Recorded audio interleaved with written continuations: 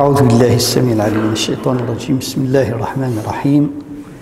الحمد لله والصلاة والسلام على رسول الله صلى الله عليه وعلى آله ومن اهتدى بهداه. معشر الصالحين، مع الحلقة الأخيرة من قصة يوسف عليه السلام، دروس وعبر. يوسف عليه السلام الكريم ابن الكريم ابن الكريم ابن الكريم. تسمعش مزيان؟ هكذا نزيد نطلعها واخا سيدي، حيت انا كنسمع راسي مزيان. هكذا ما شاء الله. اذا يوسف عليه السلام صغيرا راى رؤيا حكاها الاب ديالو، جلبت عليه حسد يعني حقد إخوته، أرادوا به كيدا، فكروا باش يقتلوه، ثم ارتأوا أن يلقوه في غيابات الجب. التقطهم بعد الصيارة، باعوه في السوق عبدا، فوصل به المقام إلى أن ترعرع كأمير في بيت العزيز، ثم ابتلي، وبعد الابتلاء دخل السجن، وبعد السجن خرج من السجن بعد هذه الرؤيا ديال الملك وتأويلها، خرج معززا مكرما وأصبح هو عزيز مصر. قال للملك: اجعلني على خزائن الأرض إني حفيظ عليم. فأصبح هو عزيز مصر. يوسف عليه السلام أول رؤيا ديال الملك 7 بقرات عجاف يأكلهن 7 بقرات سمان يأكلهن 7 عجاف، بأنها 7 سنين جفاف وبعدها 7 سنين رخاء. أعطاه الملك هذا السلطة لأن يكون هو العزيز، هو من يسير الأمور المالية في مصر. فمرت هذه السنين بسلام، وجاءت سنين القحط، فكان القحط في مصر وكذلك في فلسطين، حيث يعقوب عليه السلام، سيدنا يعقوب بعث الأبناء ديالو إلى مصر حتى يجيبوا شوية ديال الحنطة، ولم يكونوا يعلموا بأن عزيز مصر الآن هو أخوهم يوسف عليه السلام. فدخلوا عليه فعرفهم سيدنا يوسف عليه السلام، وهم له منكرون، لأنه هو كان صغير فتغيرت ملامحه. فجهزهم بجهازهم كما يفعل مع أهل مصر، ثم سألهم: هل يعني في الأسرة، في أسرتهم موجود غير هذا الرجال أم موجود ناس آخرين؟ قالوا: مازال أخ لنا من أبينا. فقال لهم: طيب، السنة المقبلة ائتوني بأخ لكم من أبيكم، يعني لابد أن تأتوا كاملين حتى نعطيكم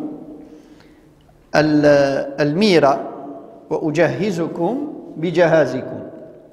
ثم قال لهم: ألا ترون أني أوفي الكيل وأنا خير المنزلين، فإن لم تأتوني به فلا كيل لكم عندي ولا تقربون. إذا عرفوا بأن السنة المقبلة إذا ما جاوش مع بنيامين ما يكون عندهم حتى شي كيل. ووصلنا هنا حين قالوا: سنراود عنه أباه وإنا لفاعلون. Donc nous sommes avec le dernier épisode de l'histoire de Yusuf alayhi salam, ce petit enfant qui a vu ce rêve, un rêve qui lui a porté la haine de ses frères, qui ont comploté contre lui, ils ont voulu le tuer, puis ils se sont mis d'accord de le mettre au fin fond du puits. Une caravane l'a récupéré Ils l'ont vendu en tant qu'esclave, comme esclave en Égypte. Aziz Masr, cet homme puissant de Masr qui gérait l'économie de l'Égypte, il l'a récupéré. Et depuis, Sayyidina Youssef, il a grandi dans ce palais comme un prince. Il a été éprouvé et s'est retrouvé en prison. Des années, une vingtaine d'années en prison. Puis le roi, il va avoir un rêve qui va être la cause, qu'il va sortir du prison. Après qu'il va insister, Sayyidina Youssef, qu'on acclame son innocence. Quand il est sorti, il est parti chez le roi, il lui a dit, il lui a interprété son rêve. L'interprétation de ton rêve, c'est que vous aurez devant vous 7 années d'abondance et juste après 7 années de disette. Et en plus, il va demander à ce roi-là, il lui dit, confie-moi la gestion des trésors de l'Égypte, parce que j'ai les qualités requises. Je suis hafidun alim. Je suis digne de confiance, bon gardien et expert. Le roi, il va lui confier cette tâche qu'il va la mener avec réussite, avec excellence même. Donc les 7 années d'abondance sont parties. Sayyidina Youssef, il a ordonné qu'on ne gaspille pas cette richesse, qu'on laisse le blé dans le répit. Et les 7 années de disette, ils avaient assez de blé pour faire face. Sauf que dans les pays limitrophes, en l'occurrence en Palestine, ils n'ont pas eu un Youssouf. Donc eux, ils ont souffert de famine. Yaqub alayhi salam, il a envoyé ses enfants. Il leur a dit, allez-y en Égypte, il y a un roi, on entend qu'un gouverneur là-bas, qui est juste, qui est bon. Allez-y, faites du troc, lui donnez nos marchandises et ramenez du blé. Donc, quand ils sont rentrés, Sayyidina Youssef, il les a reconnus. Il a reconnu, surtout il a entendu qu'il y a des gens qui viennent de la Palestine. Ben, lui, il est de Palestine. Il était curieux de savoir c'est qui ces gens.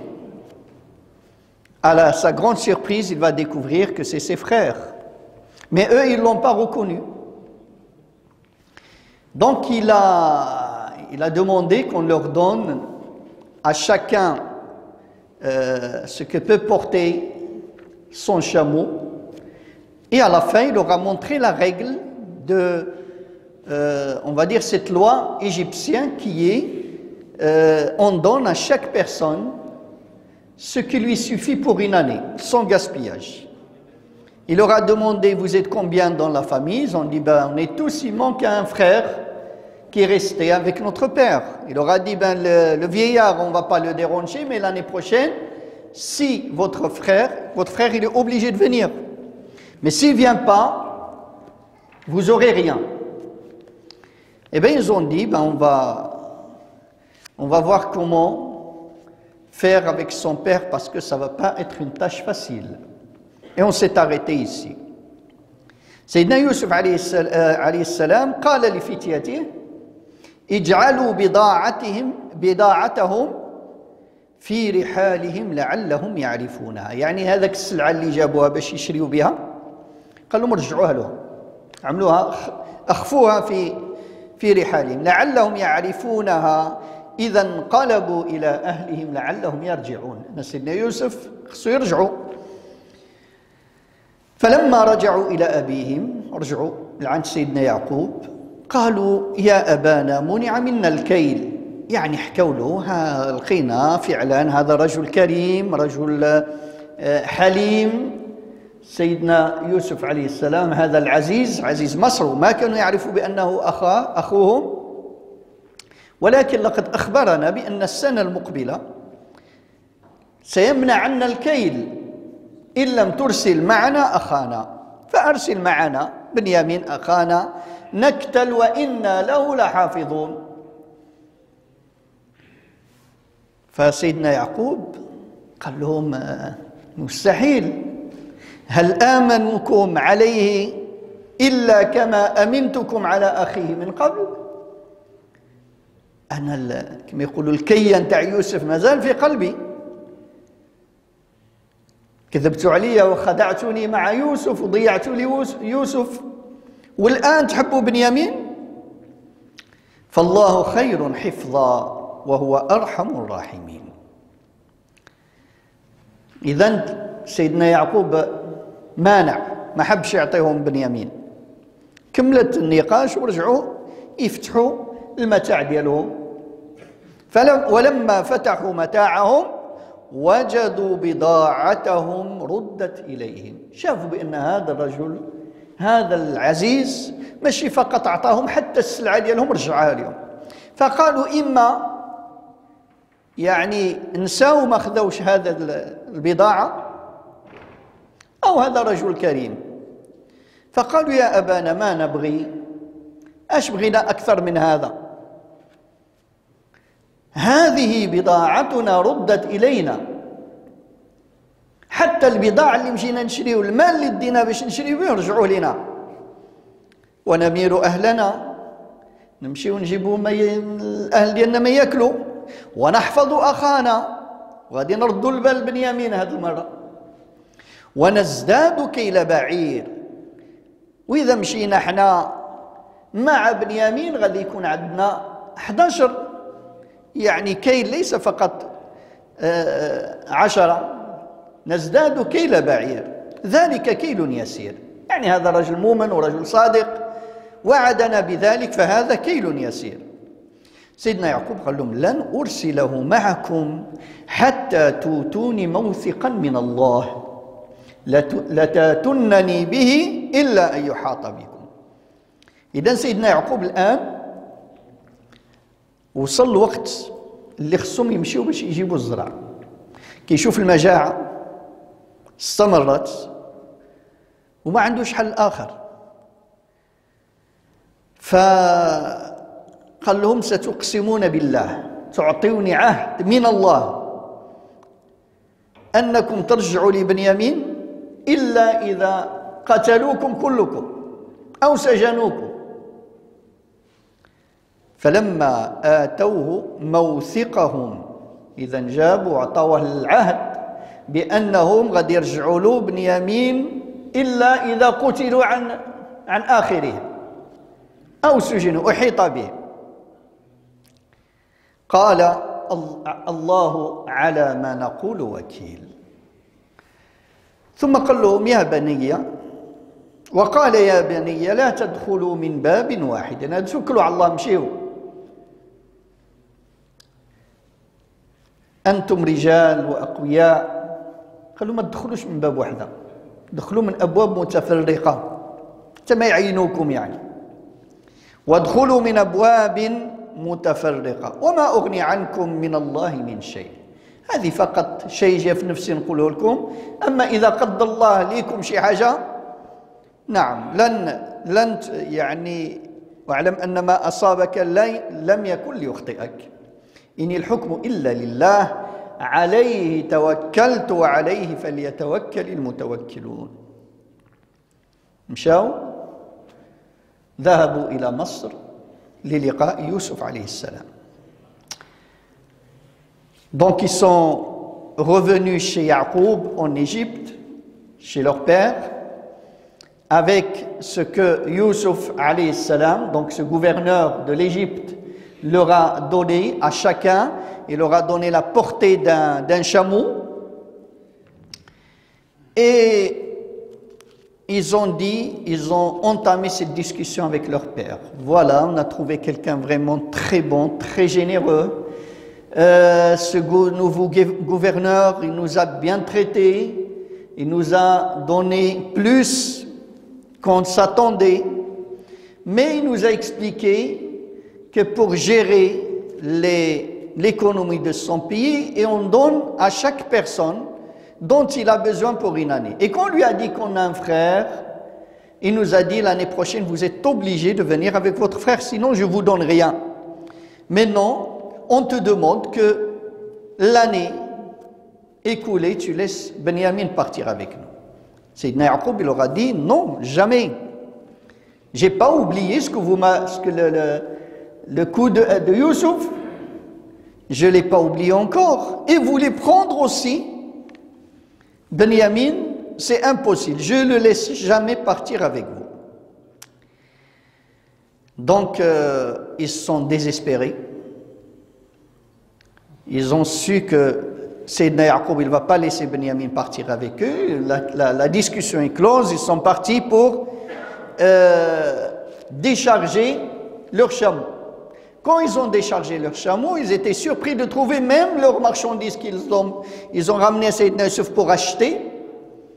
Et il est revenu. Ça veut dire, Sayyidina Yusuf, il leur a donné le blé plus leurs marchandises. Ils sont revenus chez leur père. Cher père, qu'est-ce qu'on veut de plus? Il nous a donné plus qu'on s'en attendait et nous a rendu même notre marchandise. Laisse Benyamin partir avec nous, nous aurons la portée d'un chameau en plus. Et c'est quelqu'un de très sérieux, de très bon. Il nous l'a promis, donc c'est quelque chose de très accessible. Donc, il était le temps pour qu'il reparte une autre fois en Égypte. Sayyidina Yaqub, il voit que sa famille, ils ont besoin du blé. Il ne peut pas faire autrement. Il leur a dit, pour que je puisse vous confier Benyamin, il faut vraiment que vous me donniez un pacte. Ce pacte de Allah Azza wa Jal, que vous me ramenez Benyamin, sauf si on vous encercle tous, si on vous tue tous, on vous emprisonne. Mais sinon, vous prenez soin de Benyamin. Donc, ils lui ont donné ce pacte d'Allah subhanahu wa ta'ala, qu'ils vont prendre soin de Benyamin et qu'ils vont le défendre jusqu'à ce que leur dernier périsse. Sayyidina Yaqub, il a dit, Allahu ala ma naqulu wakil. Allah, il est garant sur ce pacte qu'on vient de faire entre nous. Puis il leur a dit, allez-y mes enfants,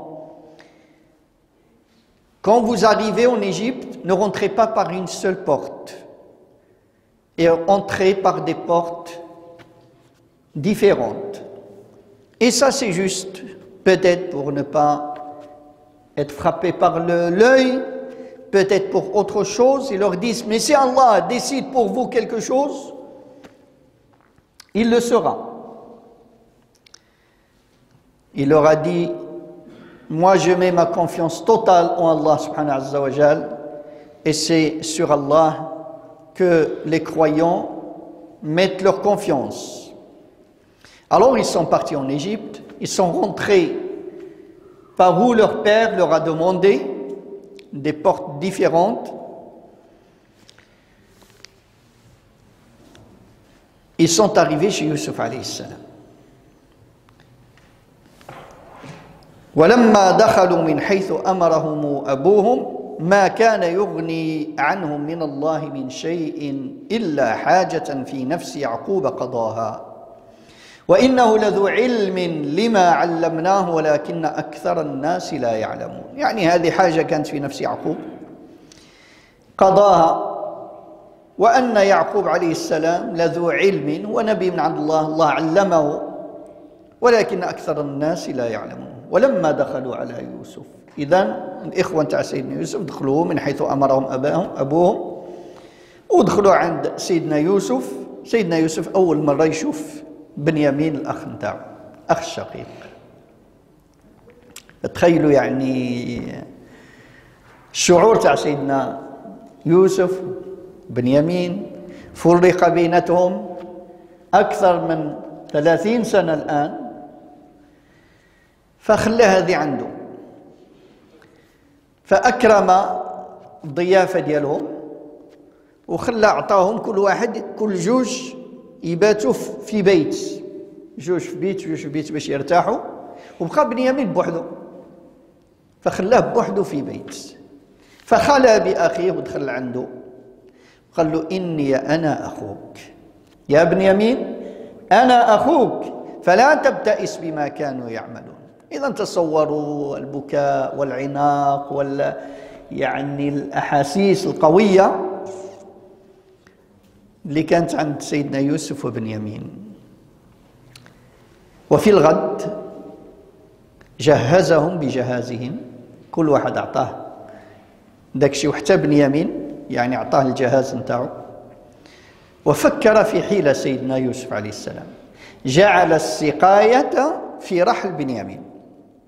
السقاية هو واحد الصواع، واحد الميزان تاع الملك اللي كان يهزوا به الزرع، يكيلون به.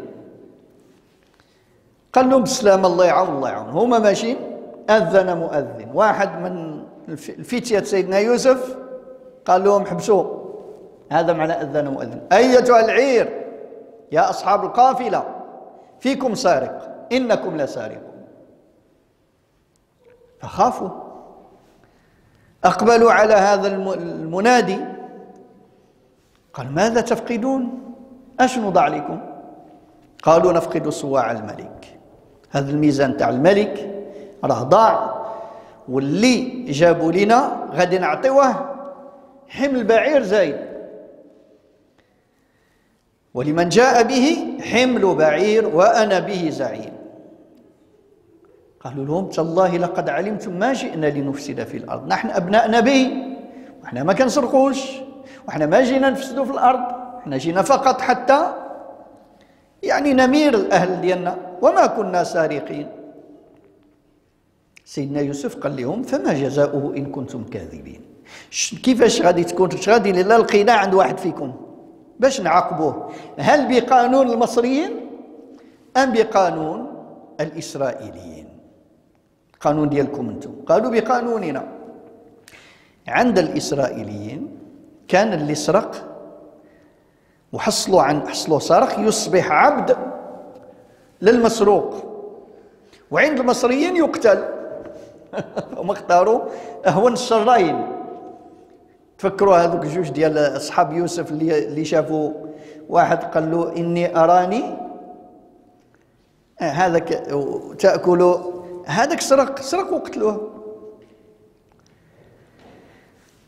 قالوا جزاؤه من وجد في رحله فهو جزاؤه كذلك نجزي الظالمين. فبدأ بأوعيتهم قبل وعاء أخيه. إذا بدأوا كيفتش في الحوايج الأوعية ديال خوتو قبل بنيامين هو الآخر، ثم استخرجها من وعاء أخيه، استخرجها حيد، خرج هذيك من الوعاء تاع بنيامين. الله عز وجل يقول كذلك كدنا ليوسف ما كان ليأخذ أخاه في دين الملك إلا أن يشاء الله. دين يعني قانون الملك، ما كان يعني بهذا الحيلة الله شاء بأن يأخذ يوسف أخاه معه في دولة الملك. نرفع درجات من نشاء وفوق كل ذي علم عليم. Donc quand les frères de Youssouf ils sont rentrés chez Youssouf, alayhi salam, il les a bien accueillis.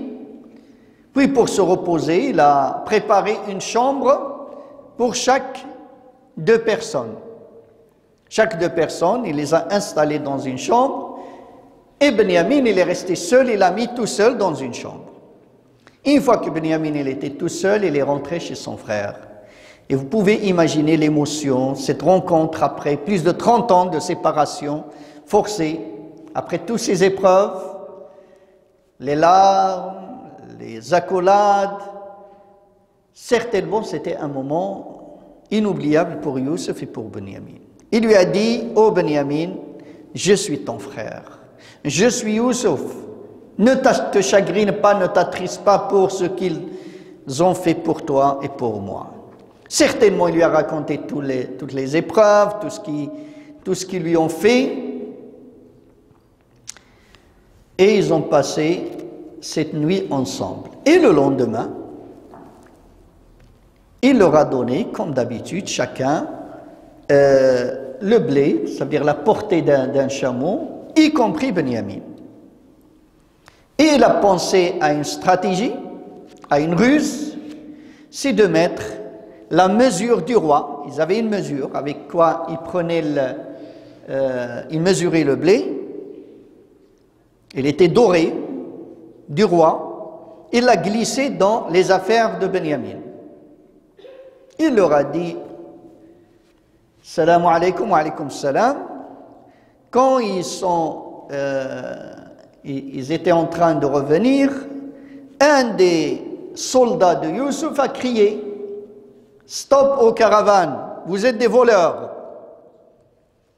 Ils sont venus en courant, il a dit « Qu'est-ce que vous avez perdu ?»« Nous avons perdu la mesure du roi. » Et Youssouf a décrété celui qui lui ramène cette mesure, il va lui donner un autre chameau avec du blé.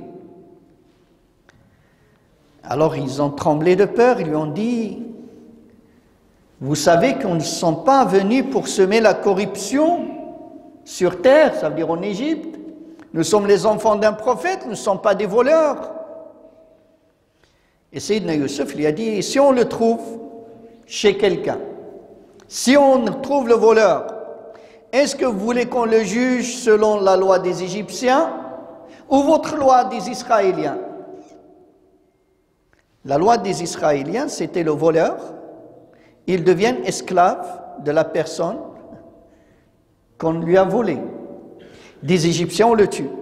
Donc, ils ont choisi le moins pire. Ils ont dit, selon notre loi. Donc, il a demandé à ses soldats de fouiller les affaires de leurs frères, tous avant Benyamin, et de finir par Benyamin. Et enfin, il va sortir cette mesure des affaires de Benyamin. Allah Azza wa Jal dit, comme ça, nous avons fait cette ruse, nous avons donné cette ruse à Youssouf pour qu'il prenne son frère Benyamin dans l'état du roi. Malheureusement, même dans ce moment, ils vont être méchants avec Youssouf. Ils vont se dire entre eux, si Benyamin l'a volé, son frère l'a volé avant. Et Youssouf, il entend ça, il parle de Youssouf. Même Youssouf, quand il était petit, il était voleur. Youssouf, il l'a digéré, il l'a mal digéré. Il n'a pas voulu rien le faire apparaître, mais il lui a fait très très très mal à l'intérieur. Mais dans son cœur, il leur a dit, vous êtes les pires des humains. Et Allah, il est plus savant de ce que vous décrivez. C'est quoi cette histoire il a volé? Quand il était petit, Youssouf alayhi salam, son oncle, il adorait une statue. Et Sayyidina Youssouf alayhi salam, il n'aimait pas voir ça, il a volé cette statue, il l'a cassée. Et on l'a su. Et là, on lui ressort cette histoire. إذن وجدوا السقاية في رحل بنيامين فقالوا لبعضهم شافوا بعضهم قالوا إن يسرق إذا سرق فقد سرق أخ له من قبل ويوسف يسمعه إذا سرق حتى يوسف خوه كان كيسرق منين كان صغير. يوسف عليه السلام كان عنده عم يعبد الأصنام ويوسف سرق منه وهو صغير هذا الصنم اللي كان يعبده وكسره وقيل جده من أمه. فتخيلوا الحزن والأذى اللي أوذي يوسف عليه السلام فأسرها يوسف في نفسه ولم يبدها لهم. خلى هذا الأذى وقال لهم في نفسه أنتم شر مكانا والله أعلم بما تصفون.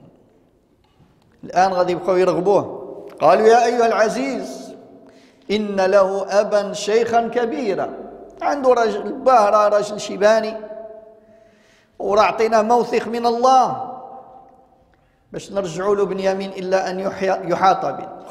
خذ واحد فينا وخليه هو يرجع. فخذ أحدنا مكانه إنا نراك من المحسنين. قال معاذ الله أعوذ بالله أن أكون من الظالمين. هذا ظلم اللي كتطلبوا مني. قال معاذ الله الله أن ناخذ إلا من وجدنا متاعنا عنده إنا إذا لظالمون. هذا ظلم ما يمكن.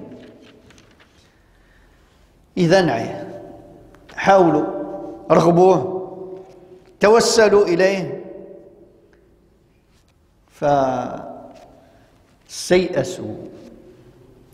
فلما استيأسوا منه خلصوا نجيا.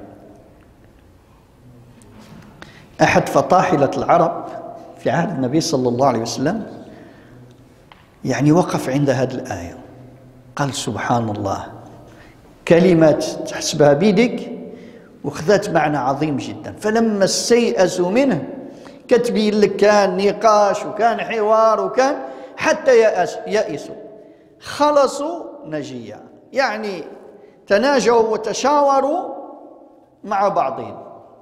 هذا كله مصور في كلمات قليلة. قال كبيرهم، أخوهم الكبير: ألم تعلموا أن أباكم قد أخذ عليكم موثقا من الله؟ نسيتوا باللي كيفاش غادي تقدروا ترجعوا تشوفوا باكم الآن ويجي وجهكم في وجهه؟ أعطيناه عهد الله ما نرجعوه إلا بيوسف إلا أن نقتل كلنا.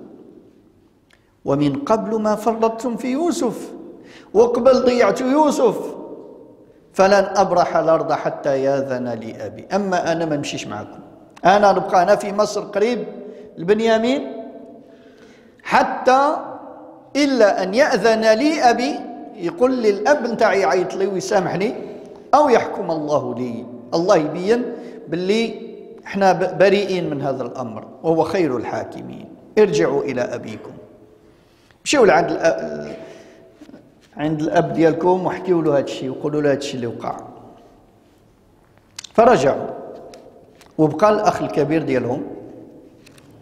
وتخيلوا هذا الشيبة الآن، يعقوب عليه السلام سيرزق، مشى يوسف والآن بنيامين، وكذلك الابن الكبير كذلك. ارجعوا لعنده: يا أبانا إن ابنك سرق. بنيامين سرق. ها اللي وقع واشنو اللي وقع سرق صواع الملك وما شهدنا إلا بما علمنا. هذا الشيء اللي شفنا بعيننا، وما كنا للغيب حافظين، ما كناش متوقعين هذا الشيء بأن غادي يسرق. وأخذوه عبد عندهم. وإذا ما تيقتناش اسأل القرية التي كنا فيها. سول الآن هذيك القرية اللي كنا فيها، وسول هذاك العير، هذيك القافلة اللي جات معنا، الناس كلها سمعت بهذا الأمر وإنا لصادقون. تخيلوا صدمة يعقوب عليه السلام. قال: بل سولت لكم أنفسكم أمرا. هذه مكيدة أخرى بعد هذيك تاع يوسف. فصبر جميل. قالوا: الصبر الجميل هو الذي لا شكوى معه إلا لله. هذا هو الصبر الجميل. عسى الله أن ياتيني بهم جميعا. ما زال عنده أمل بأن الله غادي يجيب له يوسف وبنيامين ويرجع له حتى الأخ الكبير، يعني الابن الكبير اللي بقى تما. عسى الله أن ياتيني بهم جميعا إنه هو العليم الحكيم. وتولى عنهم، يعني اعتزل عنهم، بعد عليهم. وبدأ يبكي سيدنا يعقوب، يبكي ويقول: يا أسف على يوسف. دابا بنيامين اللي مشى هو مازال يتأسف على يوسف. وبكى حتى ابيضت عيناه، العينين ديالو ابيضت عيناه، أي ولا أعمى من الحزن فهو كظيم، أي حزين جدا. قالوا: تالله، مازال يتهجموا على باهم، تالله تفتأ تذكر يوسف. غتبقى تتكلم على يوسف الآن، راه بنيامين اللي مشى، غتبقى تتكلم على يوسف حتى تكون حرضا أو تكون من الهالكين، حتى تموت وانت كتتكلم على يوسف. قال: إنما أشكو بثي وحزني إلى الله. أنا لا أشكو إليكم، أنا أشكو إلى الله بثي وحزني. البث هو الأذى الذي أبثه، أي أتكلم به، والحزن هو اللي مضمر في قلبي، كله لا أشكوه إلا إلى الله، وهذا هو الصبر الجميل. إنما أشكو بثي وحزني إلى الله وأعلم من الله ما لا تعلمون.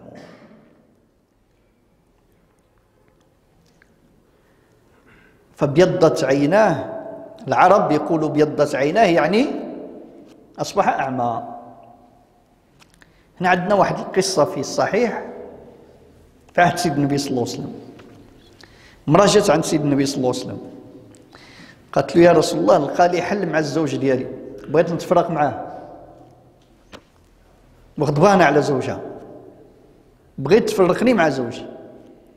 والنبي صلى الله عليه وسلم كيسمعها وشويه قال لها: يا هذه الحقي زوجك فلقد ابيضت عيناه، فإن في عينيه بياض، فإن في عينيه بياض.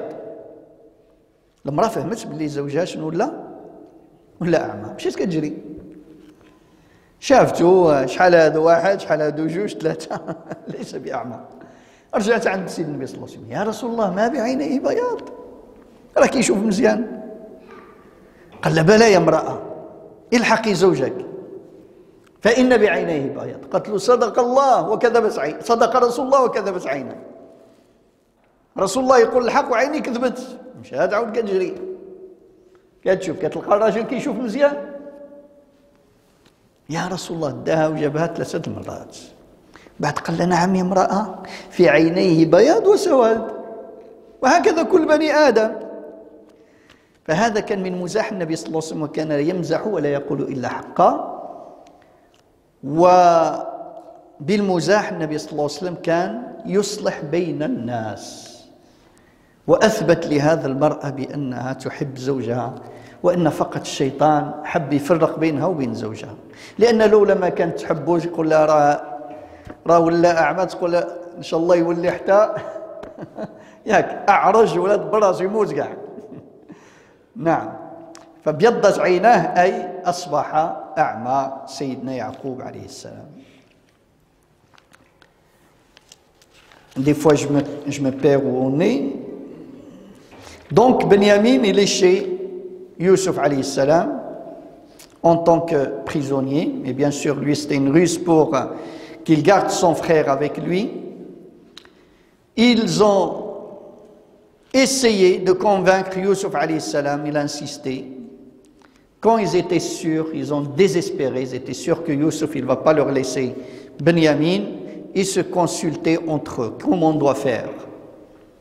Nous avons donné un pacte à notre père, et là on ne peut pas, comment on va pouvoir rentrer chez notre père sans Benyamin? Leur grand frère leur a dit: vous avez oublié ce pacte que vous avez donné à votre père? Vous avez oublié ce que vous avez fait avec Youssouf avant lui déjà? Comment vous allez oser maintenant voir votre père? Allez chez votre père, mais moi, je resterai ici, à côté de Benyamin. Je ne quitterai pas l'Égypte jusqu'à ce que Allah Azza wa Jal montrera mon innocence ou que mon père m'autorisera de revenir en Palestine. Allez-y chez votre père et racontez-lui ce qui s'est passé. Donc le grand, il est resté en Égypte et les autres, ils sont partis chez Yaqub alayhi salam. Ils lui ont dit: cher père, voilà ce qui s'est passé. Benyamin a volé et nous disons que ce qu'on a vraiment vu et entendu et su. Nous ne savons pas l'invisible. Si tu nous ne crois pas maintenant, demande au village où nous étions. Tout le monde a su cette affaire. Demande aux caravanes qui est revenu avec nous. Tout le monde te diront la même chose. Nous disons la vérité. Sayyidina Yaqub, vous pouvez imaginer maintenant son chagrin et sa tristesse. Il a perdu Youssouf et maintenant Benyamin et le grand frère aussi. Son grand-fils, il est resté là-bas. Il leur a dit, c'est une ruse de plus. C'est une ruse de plus. Fasabrun jamil. Belle patience. Les savants, ils disent, la belle patience, c'est la patience où tu ne te plains pas aux humains, où tu confies tout à Allah Azza wa Jal. Tu montres rien et tu ne te plains pas aux êtres humains. J'ai toujours espoir qu'Allah me les ramène tous. Donc Sayyidina Yaqub dit que je ne désespère pas. Allah, il va m'amener Youssouf et Benyamin et leurs frères. C'est lui, le tout sachant, le très sage. Puis il s'est détourné d'eux. Il commençait à pleurer de peine sur Youssouf et Benyamin. Il disait, oh mon grand regret sur Youssouf. Il vient de perdre Benyamin, mais lui il n'a pas oublié Youssouf. Il pleurait jusqu'à ce qu'il est devenu aveugle. Il a perdu la vue par la tristesse. Et ses enfants, toujours il l'agressait. Ils ont dit, par Allah, tu vas toujours parler de Youssouf jusqu'à ce que tu périsses. Et Sayyidina Yaqub, il leur a dit, je ne m'adresse pas à vous. Moi, je me plains à Allah seul. C'est à lui seul que je dirige et je me plains de ce qui est, de ma tristesse et ma peine qui est dans mon cœur et ce qui sort de ma bouche. Parce que je sais de Allah ce que vous ne savez pas. Puis il leur a dit, chers enfants, revenez, allez-y et cherchez votre frère Youssouf. Et cherchez Benyamin et ne vous désespérez jamais de la miséricorde d'Allah, car seuls les mécréants qui désespèrent de la miséricorde d'Allah. Continuez à chercher Youssouf et Benyamin. سيدنا يعقوب قال لهم يا بني اذهبوا ارجعوا لمصر فتحسسوا من يوسف تتبعوا سألوا على يوسف وسألوا على بنيامين ولا تيأسوا من روح الله لا تيأسوا من رحمة الله أنا أعلم من الله ما لا تعلمون إنه لا ييأس من روح الله إلا القوم الكافرون. إذا نرجعوا باش يمشيوا يتساراوا على يوسف ويحاولوا يجيبوا معاهم بنيامين. فلما دخلوا عليه مشوا عند سيدنا يوسف مرة أخرى يزيدوا يرغبوه باش يعطيهم بنيامين. قالوا يا أيها العزيز مسنا وأهلنا الضر. هذه المرة غادي يرجعوا ما عندهم لا يعني هما في الجوع ومشاكل في البيت الأب ديالهم غاضب عليهم.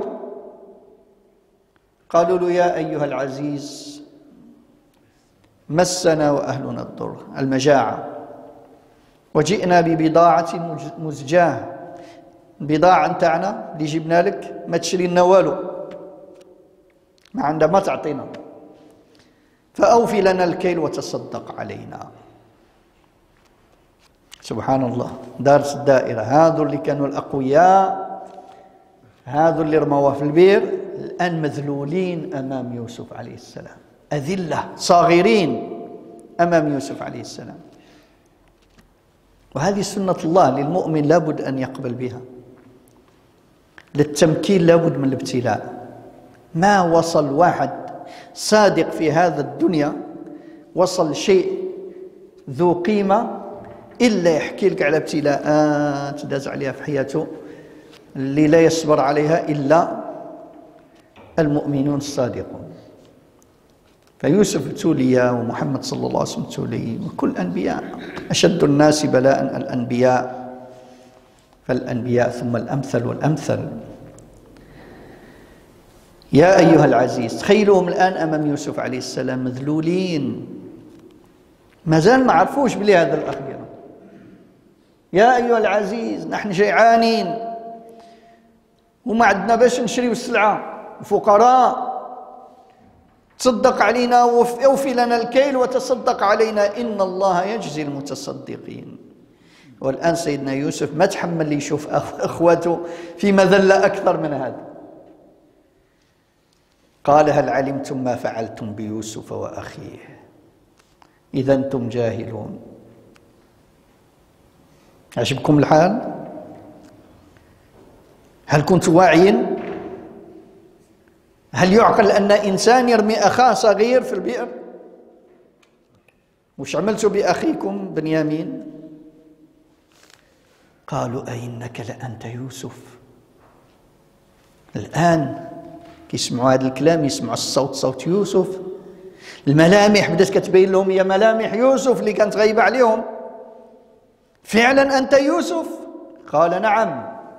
قال أنا يوسف وهذا أخي بنيامين قد من الله علينا. الله من علينا إنه من يتق ويصبر فإن الله لا يضيع أجر المحسنين. هذه المعادلة، التقوى والصبر. ترى العجب، إذا كنت مظلوما عليك بالتقوى، لأن المظلوم معه الله عز وجل، معه نصرة الله. لهذا أكبر جهد للشيطان مع المظلوم أنه يصبح حتى هو ظالم، يغتاب الظالم نتاعو ويظلم كذلك الظالم نتاعو. أما ما دام أنت في التقوى وفي الصبر سترى العجب. إنه من يتقي ويصبر فإن الله لا يضيع أجر المحسنين. قالوا تالله لقد آثرك الله علينا.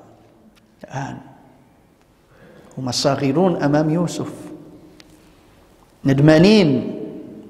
تالله لقد الله فضلك علينا يا يوسف وإحنا غلطنا معاك، سامح لنا يا يوسف كنا خاطئين. وهناك تجي عزة المؤمن، قال لا تثريب عليكم. بهذه السهولة يا يوسف؟ نسيت كم سنة حبوا يقتلوك، رماوك في البير، لحقوا بك هذا الأذى، بعدوك على الأب ديالك والأم تاعك كل هذه السنين، تقول لهم لا تثريب عليكم. اليوم يغفر الله لكم وهو أرحم الراحمين. هذا الموقف أيها الإخوة وقفه محمد صلى الله عليه وسلم. لهذا قصص الأنبياء هي ماشي فقط نستمتع بها، وإن كانت هي أكثر من ممتعة، ولكن لهذا الدروس. محمد صلى الله عليه وسلم أوذي وأخرج من مكة، ورجع محمد صلى الله عليه وسلم إلى مكة مع 10,000 صحابي. فكان صناديد قريش اللي كانوا يعذبوه وقتلوا أصحابه، أبو جهل وأبو سفيان وهذول عتبة وكلهم أمامه، صاغرون أذلاء، كلهم تيقنين باللي محمد الآن غادي يكمل معهم كلهم، يقتلهم كلهم. ما تظنون أني فاعل بكم؟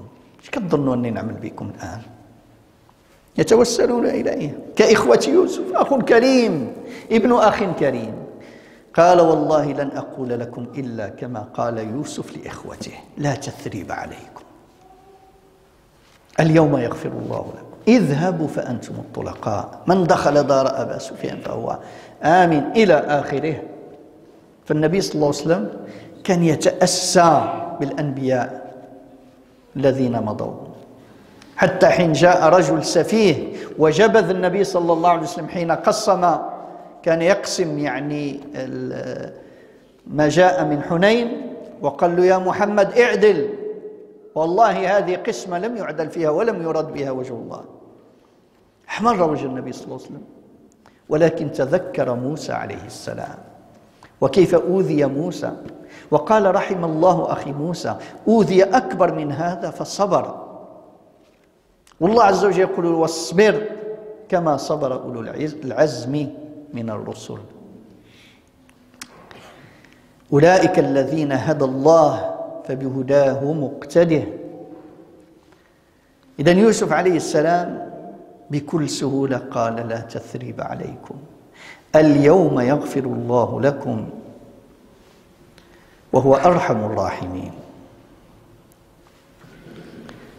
Donc Yaqub alayhi salam, il a dit alors à ses enfants, revenez en Égypte.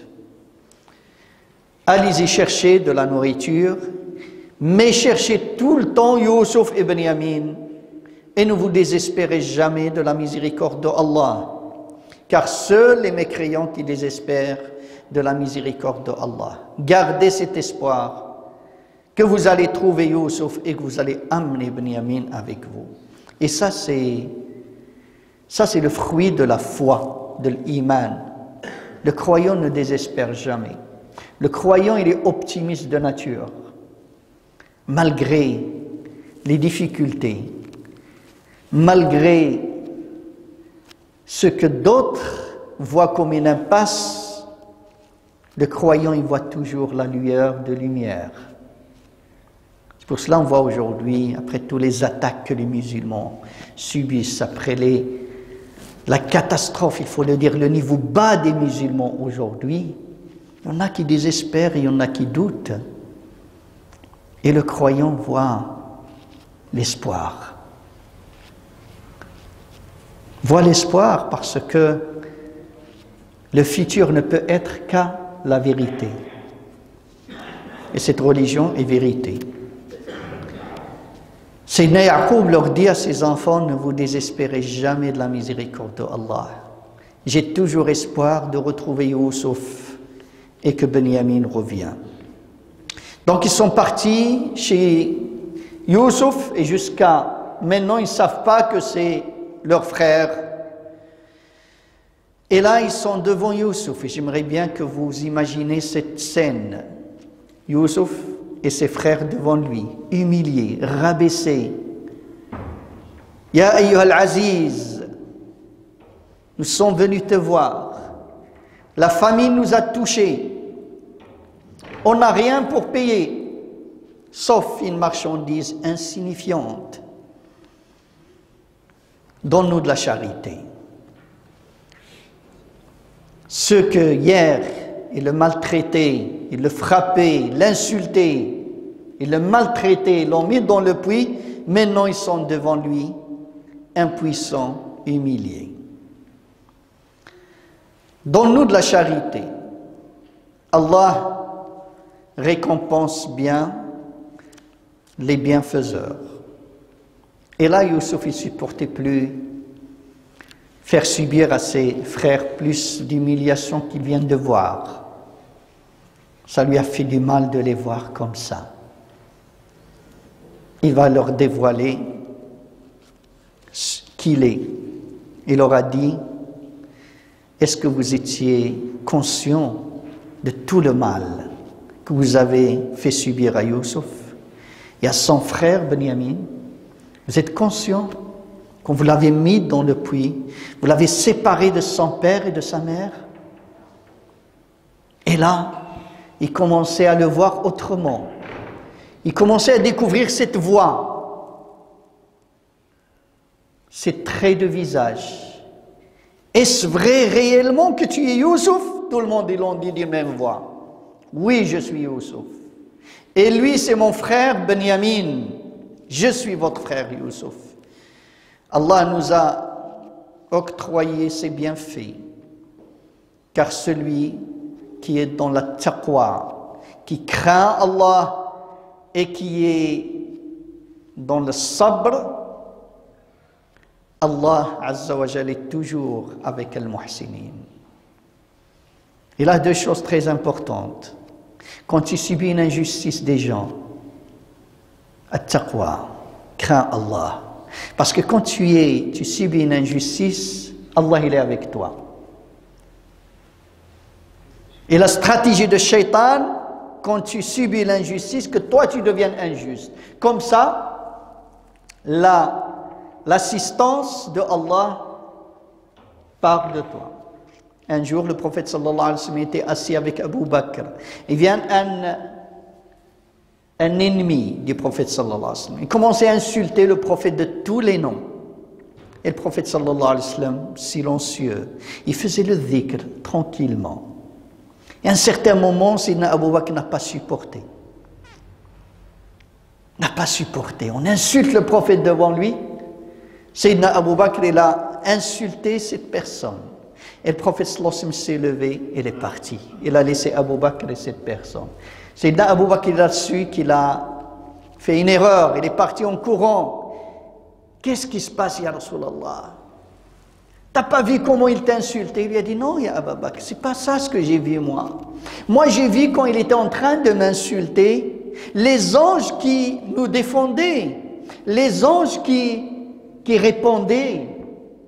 Une fois que tu es rentré dans son jeu, les anges ils sont partis, les shayatins sont venus. Il n'est pas convenable à un prophète qu'il reste dans une assise où il y a des shayatins. At-taqwa, innahu man yattaqi wa yasbir. Il a imaginé les frères de Youssouf humiliés devant lui, rabaissés. Pardonne-nous. Par Allah, Allah est t'a préféré. Et nous avons fait du mal. Et là, Youssouf, il va dire quelque chose d'extraordinaire. Il n'y a aucun mal. Je vous pardonne. Tu leur pardonnes facilement comme ça? Toutes ces années qui t'ont séparé de ton père et de ta mère, qui t'ont jeté dans un puits, c'est un enseignement, c'est une leçon pour moi et toi. Chaque personne qui ne parle pas avec ses frères, avec ses cousins, peut-être avec ses proches, pourquoi pour un bout de terre, pour un héritage? Est-ce que tu as subi ce qu'il a subi, Youssouf alayhi salam? La tathriba alaykum. La même chose, Muhammad sallallahu alayhi wa sallam prend cet exemple de Youssouf alayhi salam. Et Allah, quand nous donne ces histoires, ils sont vraiment, ça nous fait plaisir, ils sont belles ces histoires. Mais pas que. Le prophète sallallahu alayhi wa sallam, il a subi aussi des injustices. On l'a chassé de chez lui, de sa ville natale. Et à un certain moment, il va revenir à la Mecque avec 10 000 hommes. Et ces gens, ces dictateurs qui ont tué ses compagnons, qui ont fait souffrir Muhammad sallallahu alayhi wa sallam, ils étaient humiliés devant lui, exactement comme les frères de Youssouf devant Youssouf. Et le prophète sallallahu alayhi wa sallam leur dit, que pensez-vous que comment je vais vous traiter? Ils étaient sûrs que minimum, il va les tuer, c'est le minimum, selon les règles de l'époque. Il commençait à le supplier. Il leur a dit, je ne vous dis que ce qu'il a dit Youssouf à ses frères. Je vous pardonne. Celui qui rentre chez lui, il est en paix. Celui qui rentre chez Abu Sufyan, il est en paix. Je vous pardonne. Et cette amnistie que le prophète sallallahu alayhi wa sallam a fait, c'est la seule vraie amnistie générale que l'humanité a connue. Imaginez, avant ou aujourd'hui, quand un vainqueur il rentre dans une terre vaincue, qu'est-ce qu'il fait?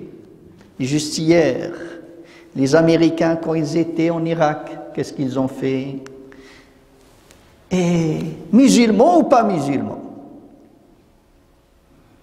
Mais Muhammad sallallahu alayhi wa sallam l'a fait.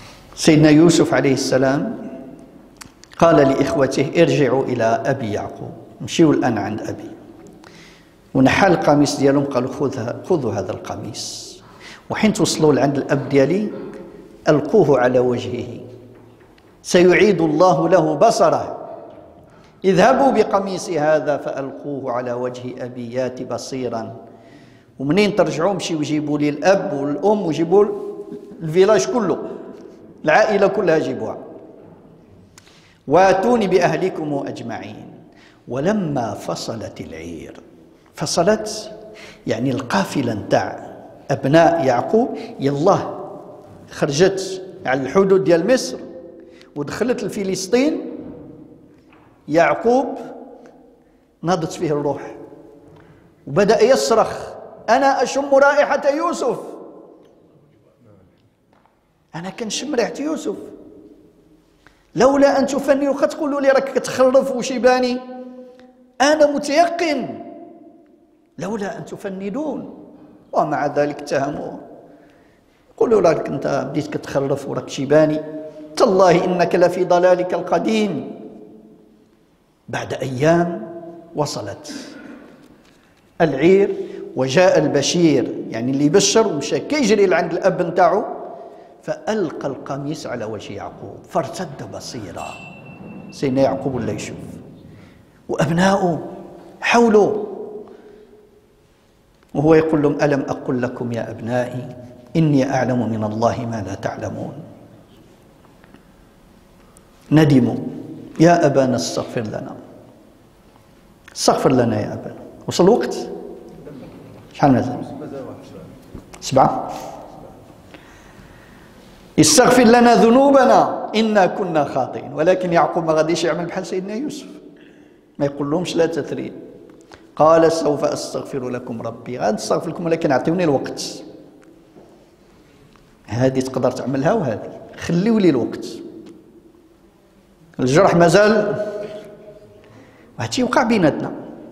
لهذا النبي صلى الله عليه وسلم قال إذا عندك مشكل مع أخوك عندك حق تبعد عليه 3 أيام، فوق 3 أيام لا يحل لمسلم أن يقاطع أخاه أكثر من 3. ممكن جا قال لك اسمح لي، قل له خليني ترونكيل عليك، خليني واحد شوية، واحد يومين 3 أيام. سيدنا يعقوب قال نفس الشيء، قال سأستغفر لكم ربي إنه هو الغفور الرحيم. ثم قال لهم يلا هيئوا أنفسنا نمشيو عند يوسف. فذهبوا إلى يوسف عليه السلام، مشى الأب ديالو الأم ديالو خوتو كلهم عند يوسف عليه السلام. وسيدنا يوسف خرج يلقاهم في الحدود، ما خلاهمش يجيو حتى القصر. فلما دخلوا على يوسف آوى إليه أبويه، منين شافهم جاب الأبوين نتاعو وقال لهم ادخلوا مصر، دخلوا مصر إن شاء الله آمنين. ثم اداهم القصر، وغي وصلوا القصر قال باهم طلعوا على العرش، ورفع أبويه على العرش، هما طالعين وخروا سجدوا ليوسف عليه السلام. خوتو يشوفوا باهم مو كيسجدوا ليوسف، سجدوا كذلك ليوسف عليه السلام. وهم ساجدين سيدنا يوسف قال له يا أبتي هذا تاويل رؤياي من قبل، هذه لك الحلمة اللي قلت لك إني رأيت 11 كوكبا والشمس والقمر قد جعلها ربي حقا.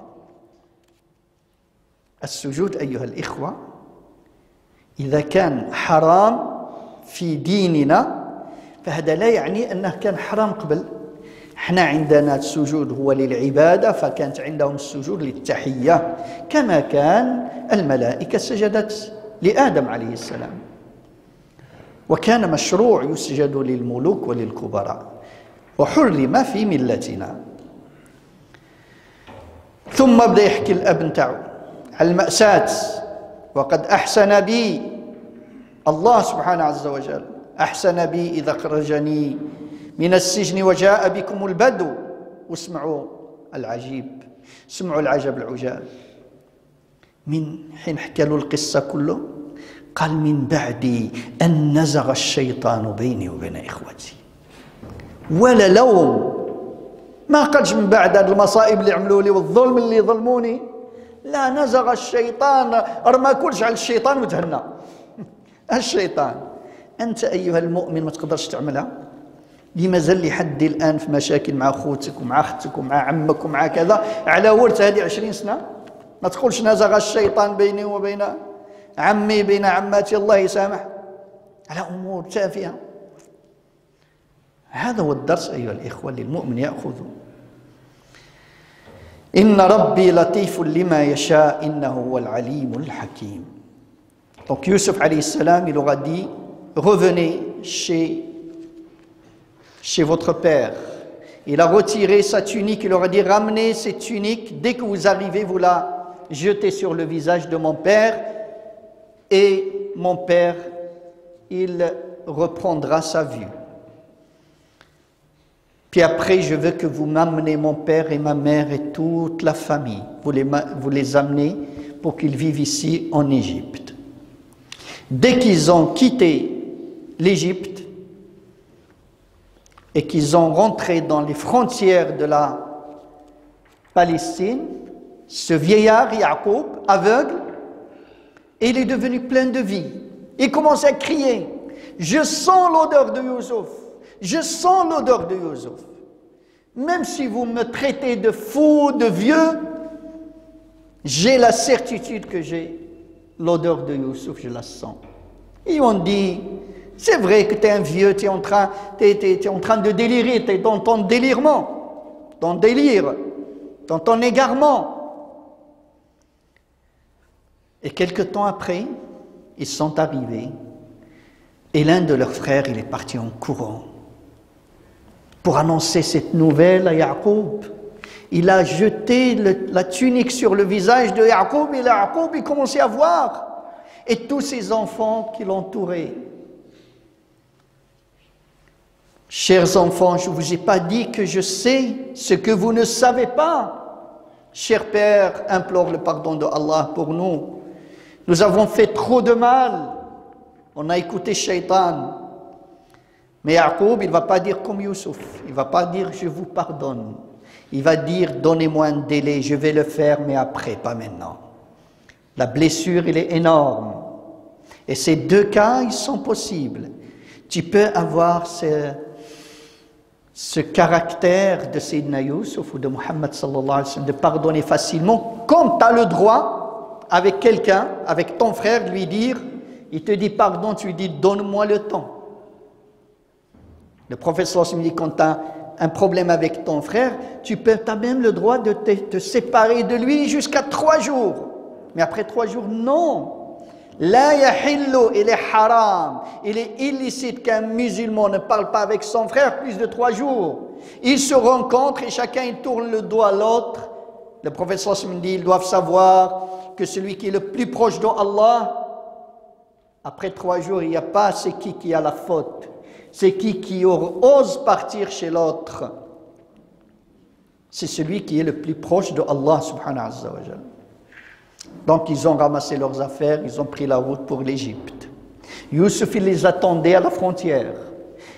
Vous pouvez imaginer la joie, l'immense joie de revoir ses parents, de voir ses frères, ses sœurs, toute la famille, elle est là. Donc il les a vus, le Coran dit, il a pris dans ses bras son père et sa mère. Puis il leur a dit, entrez en Égypte. Ils vivaient en paix en Égypte. Il les a accompagnés jusqu'au palais. Et au palais, il leur a dit, allez-y, père et mère, asseyez-vous dans le trône. Mais en allant vers le trône, ils se sont prosternés à Youssouf alayhi salam. Les frères, quand ils ont vu leurs parents se prosterner, eux aussi se sont prosternés devant Youssouf. Et Youssouf, il a dit, cher père, c'est l'interprétation du rêve quand j'étais petit. Quand je t'ai dit que j'ai vu 11 étoiles, le soleil et la lune se prosterner devant moi. J'ouvre une parenthèse. Se prosterner, c'est haram dans notre législation en tant que musulmans. Parce que chez nous, se prosterner, c'est un acte d'adoration. Il n'était pas avant. Avant la prosternation, c'était un marque de salut. Les gens, ils saluaient leurs grands avec les prosternations. Les frères de Youssouf sont prosternés devant Youssouf. Les anges, ils sont prosternés devant Adam, alayhi salam. Et là, la très grande, la beauté, c'est que Sayyidina Youssouf, il va raconter à son père tout ce qu'il a enduré durant tout ce moment. Il va dire quelque chose d'extraordinaire. Il dit, et tout ça, après que Shaitan a semé la zizanie entre moi et mes frères. Après toutes ces souffrances, il a même pas critiqué ses frères. Il n'a pas dit, ils m'ont fait, ils m'ont jeté, ils ont voulu me tuer. Non, il a tout jeté sur Shaitan. Et ça, c'est le summum de la foi. Jette tout sur Shaitan et dors tranquille. Parce que c'est lui la source des problèmes de toute l'humanité. Et Sayyidina Youssouf, il va faire ce très beau dua. Peut-être c'est l'heure, c'est ça. On va clôturer avec ce dua de Youssouf alayhi salam. Il a dit, Rabbi, qad ataytani min al-mulki wa 'allamtani min tawil al-ahadith. Ya Rabb, أنت اللي وهبت لي هذا الملك وعلمتني تاويل الأحاديث، أنت فاطر السماوات والأرض، أنت ولي في الدنيا والآخرة، توفني مسلما وألحقني بالصالحين. اللهم صل على سيدنا محمد وعلى آله وصحبه أجمعين. اللهم يا فاطر السماوات والأرض، أنت ولينا في الدنيا والآخرة، توفنا مسلمين. اللهم توفنا مسلمين، اللهم توفنا مسلمين، وألحقنا بالصالحين، وألحقنا بالصالحين. وصل اللهم وسلم على سيدنا محمد وعلى آله وصحبه، والحمد لله رب العالمين.